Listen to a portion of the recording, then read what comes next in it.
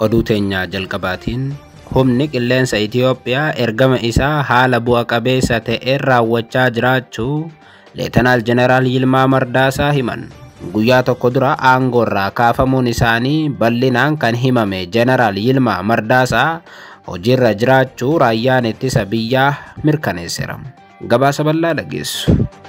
Oduu biraatiin Itoophiyaan bara 2024 sababa uggura intarneetiitiin doolaara miliyoona 210 takka ol dhabuun dhaga'ame.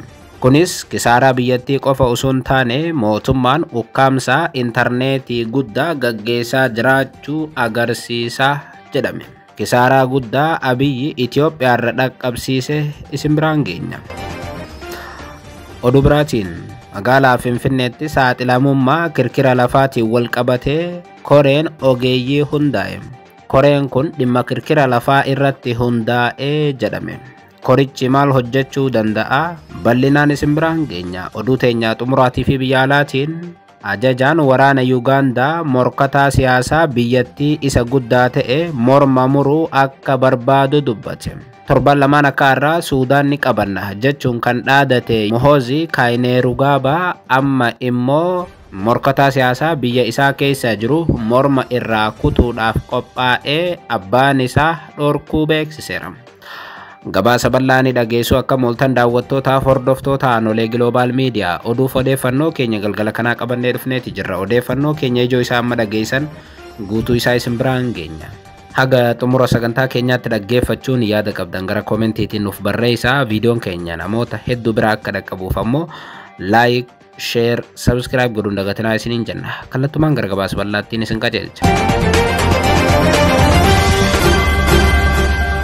Oduu teenya jalqabaatiin humni qilleensa Itoophiyaa ergama isaa haala bu'a qabeessa ta'een raawwachaa jiraachuu Leetanaal Jeneraal Yilmaa Mardaasaa himan.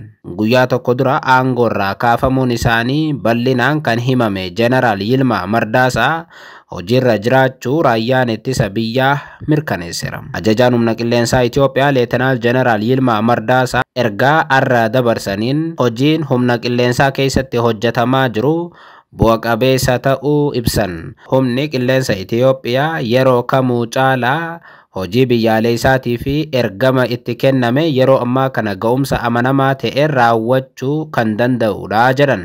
Akka Leetanaal Jeneraal Yilmaa Mardaasaa arra dubbatanitti humni qilleensaa bifa ammayyaawaan gurmaa'ee daangaa qilleensa Itoophiyaa dammaqinaan eegaa jiraas jedhan. Dhaabbatichi adeemsa leenjii ammayyaawaa hordofuun ogeeyyii gahumsa qaban oomishuuf Akaadaamii humna qilleensaa irratti xiyyeeffatee hojjechaa akka jirus Leetanaal Jeneraal Yilmaa Mardaasaa dubbataniiru.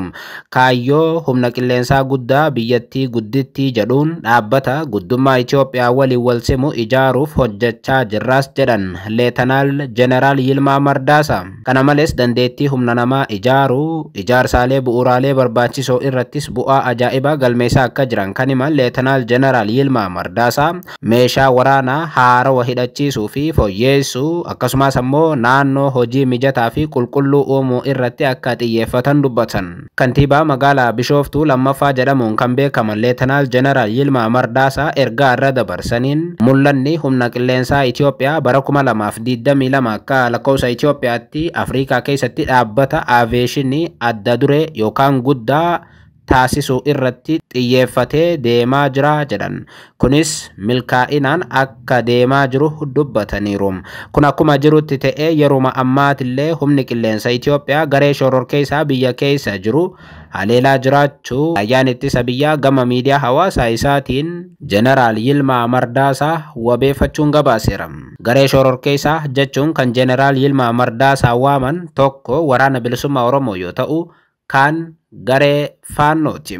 Haleellaa qilleensaa isaan shanee fi faannoo irratti raawwanne jechuun raawwataniin namoonni kumaatamaan du'uu irratti argamu.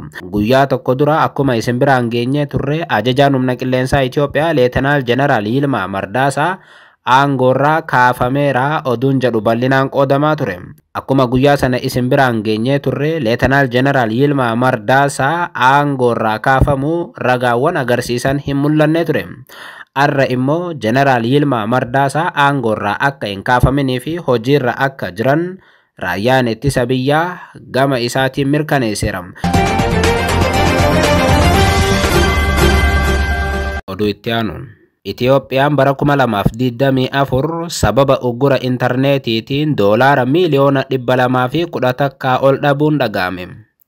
Kunis kasaaraa biyyattii qofa osoo hin taane mootummaan ukkaamsaa intarneetii guddaa gaggeessaa jiraachuu agarsiisa jedhame. Itiyoophiyaan bara 2024tti intarneetii cufuu fi uggura miidiyaa hawaasaa mootummaan kaa'een kasaaraa diinagdee doolaara miiliyoona 211.2 irra ga'u maarsariitiin taateewwan uggura intarneetii biyyoota addunyaa gamaaggamu Top 10 VPN beeksiseera.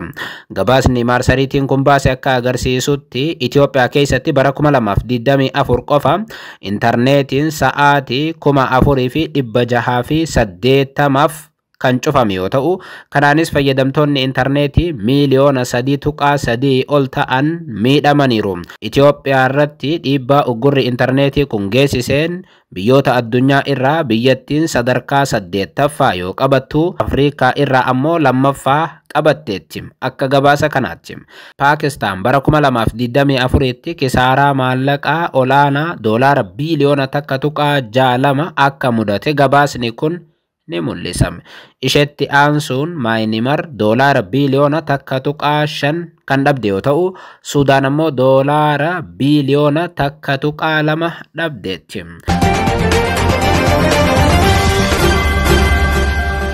Oduu itti aanuun magaalaa Finfinneetti saaxilamummaa kirkira lafaatiin wal qabatee koreen ogeeyyii hundaa'e.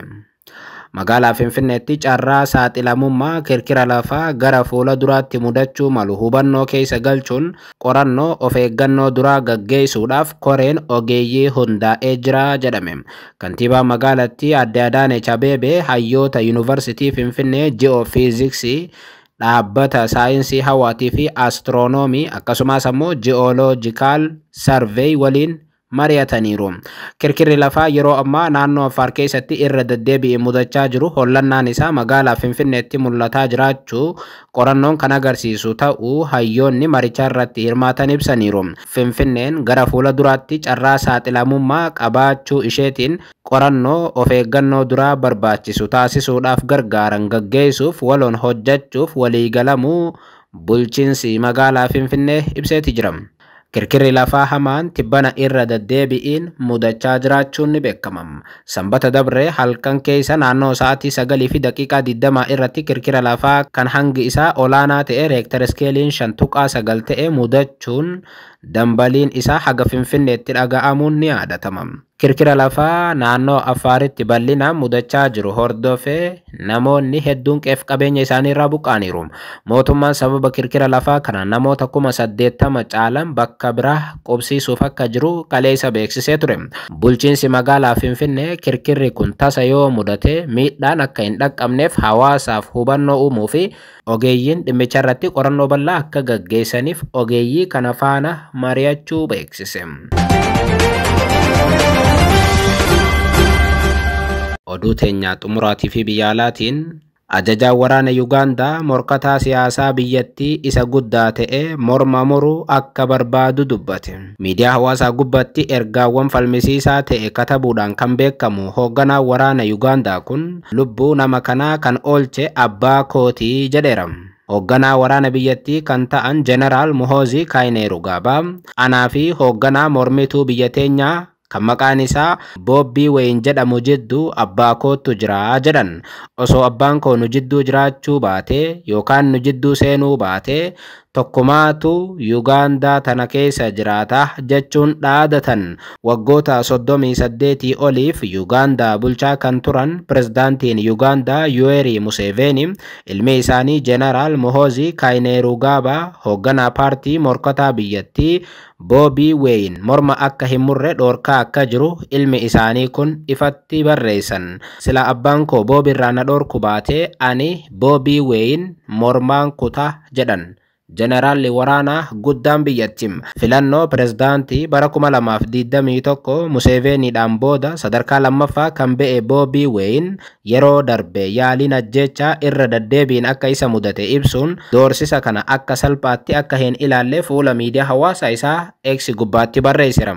Dhimma kana ilaalchisuun jeneraalli waraanaa Yuugaandaa guddaan Muhoozi Kainerugabaan Boobii Wayiniif deebi'ii kennaniin dhuma irratti siin balleessa osoo morma kee hin kutin qarshii nurraa liqii fuute sun deebisi jechuun X gubbaatti barreesse.